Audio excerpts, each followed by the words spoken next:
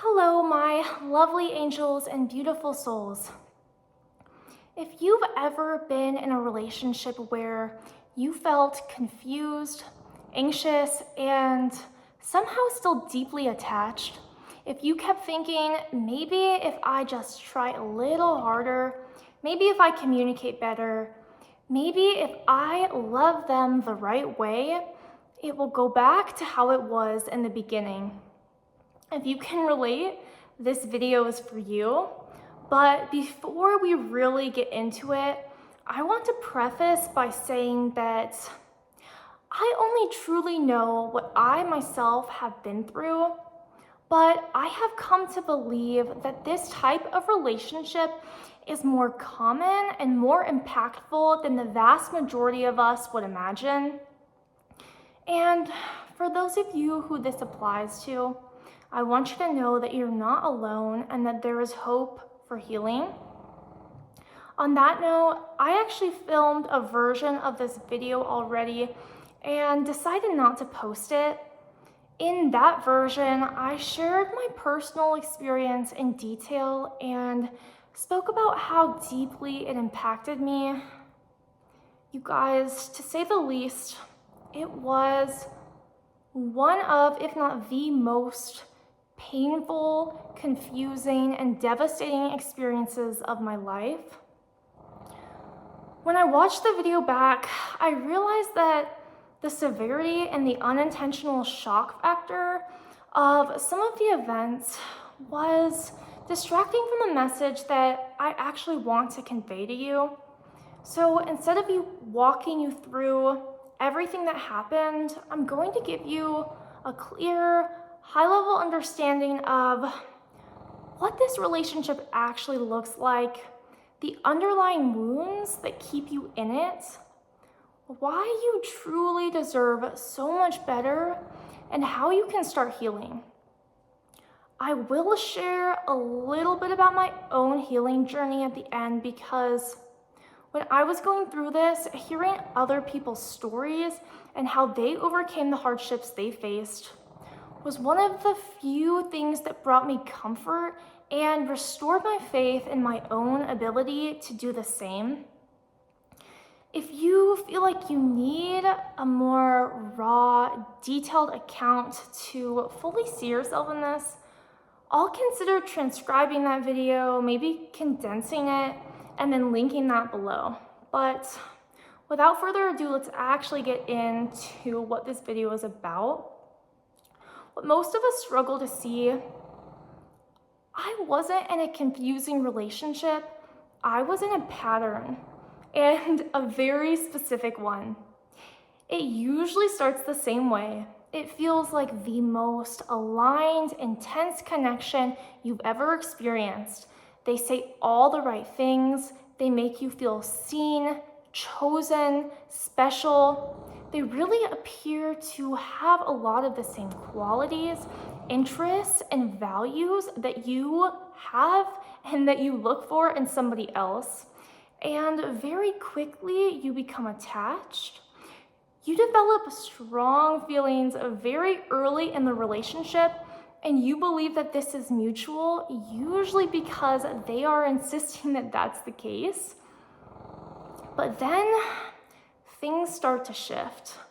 Not all at once, but just enough to make you question yourself instead of them. I want to give you guys some of the red flags that I started to see at an increasing frequency but overlooked. Things moved very quickly, but in a way that almost felt natural or even exciting at times. They said all the right things, but their actions slowly stopped matching. They repeatedly violated boundaries you had established, then minimized it or made you feel like you were overreacting. You observed them repeating the same behavior they had already apologized for or promised to stop. When you needed them most, they completely withdrew. And right when things felt stable, something would happen to destabilize not only the relationship, but you. You felt the responsibility to overgive or to fix the relationship without consistent effort from them. You felt more anxious than secure, yet more attached than ever. You began questioning your own reality, your reactions, and even your own worth. Dishonesty that was discovered was met with a refusal to take accountability and often more dishonesty. And you guys, the hardest part to accept is that you didn't stay because you didn't see this. You stayed because you're attached to who they were in the beginning. And you keep thinking, if I can just get back to that version of them. But that version of them was not the real them, and it was not the real relationship. It was the hook. Over time, something else starts to happen. You start shrinking. You start adjusting who you are, what you need, what you tolerate just to keep the connection. You overextend, you overgive, you overexplain, and slowly you start to lose yourself. From a psychological perspective, this goes a lot deeper because when we tolerate behavior that hurts us, it's usually not random. It's connected to something within us, a fear of abandonment, a need to be chosen, a belief that love has to be earned, or old wounds that taught us to overfunction and to overcompensate in relationships. And this is really important. This is not something to judge yourself for. It's something to understand because shame will keep you stuck, but awareness is what actually sets you free. At some point in that relationship, I remember feeling more alone with that person than I did when I was physically by myself.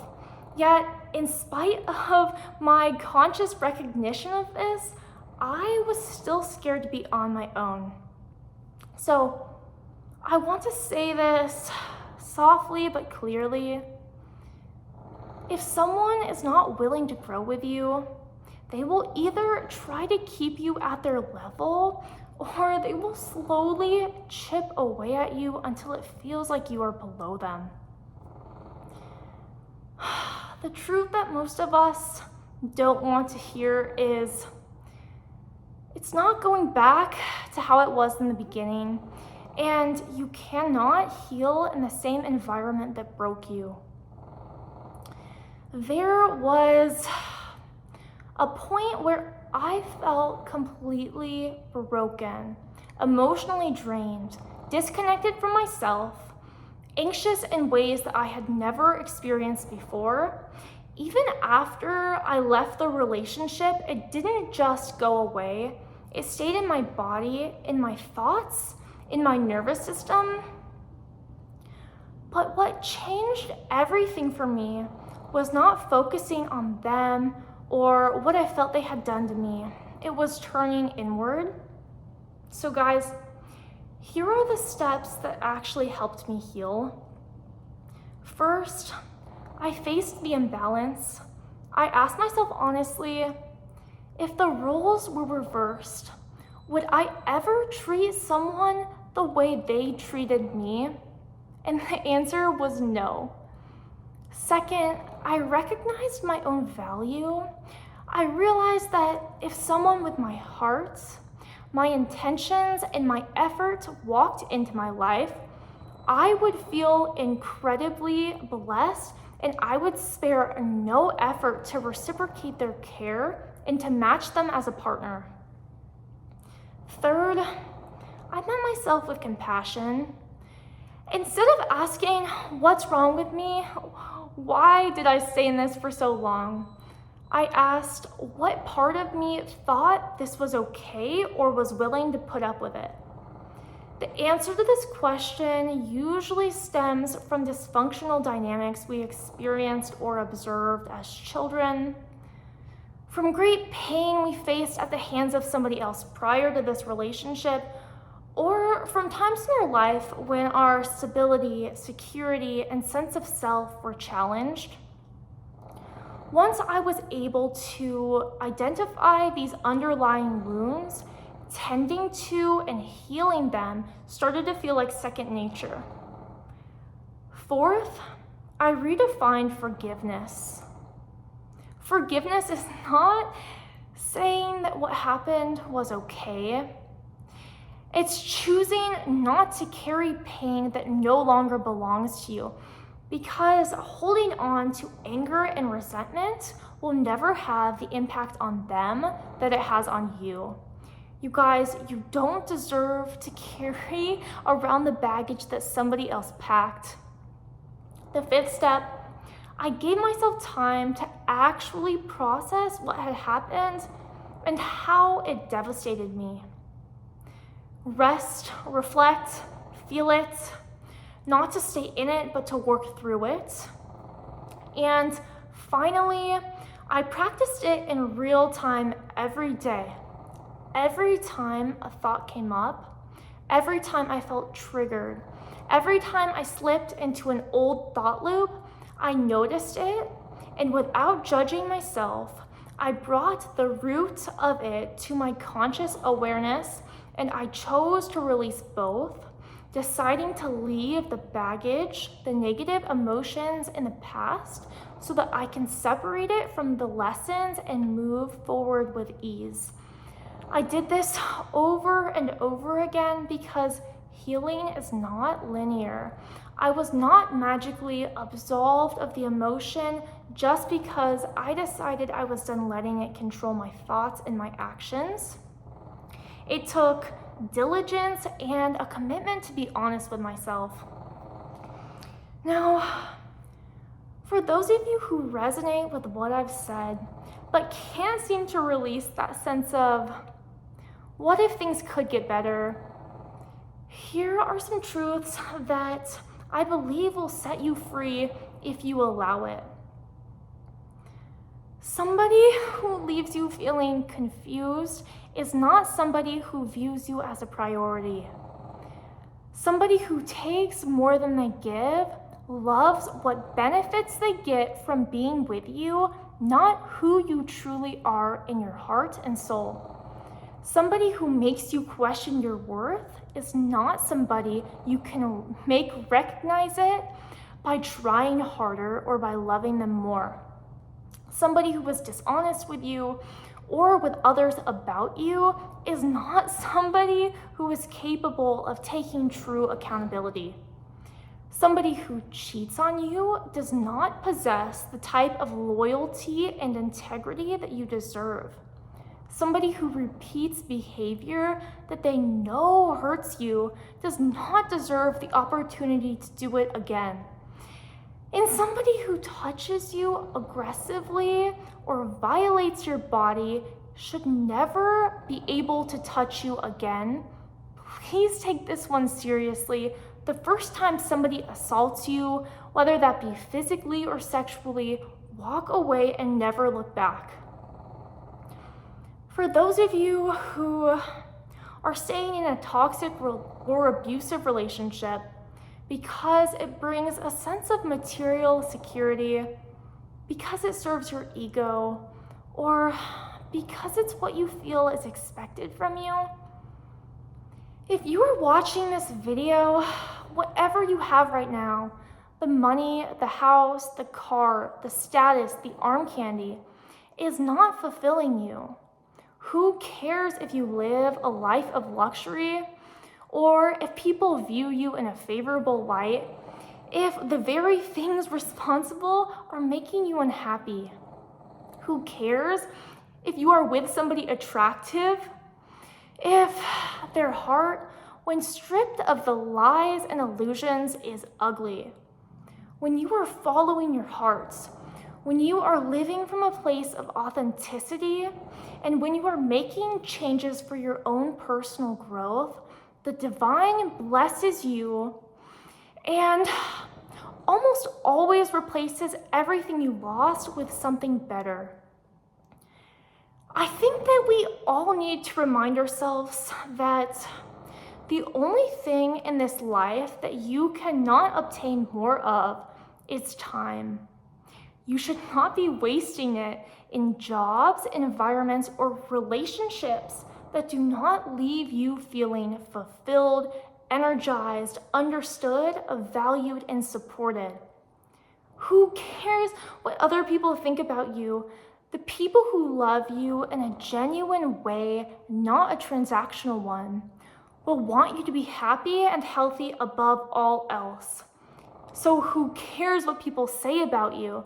Those who truly love you for you will never judge you for honoring this. And those who criticize you for doing so are trying to keep you stuck because they don't want to rise with you. And as my final message, I want to offer a more vulnerable promise of hope. No matter how bad things may seem right now. Like a lot of you, I am very empathetic and I feel my feelings deeply. I have opened my heart space to very few people for this reason, and the most recent one eventually grew emotionally, verbally, and at certain points, physically and sexually abusive. 6 months ago, it came to the point where I was crying so hard on a nightly basis while we were on vacation. I would be shaking and struggling to breathe. The man that I felt so much love and compassion for eventually showed me the apathy and disdain that he held for me. The man that I was pouring into and trying to help heal was breaking my heart over and over again, and he was well aware of it. It got to the point where I truly felt that my life was in danger, particularly if I tried to leave. But honestly, I wasn't sure if I cared if the alternative was staying. One night, you guys, while feeling trapped at his parents' house in Florida, I made it to the beach and dropped to my knees. Knowing that he was coming to bring me back inside, I frantically looked up at the night sky, and through my tears, I cried out for help. I pleaded for whatever was up there to help me. I begged to be shown a path away from him and to be given the strength to take it. As somebody who has since started having unexplainable psychic experiences, my guides will show me memories of that night as if it was the moment I started living the life that I was meant for.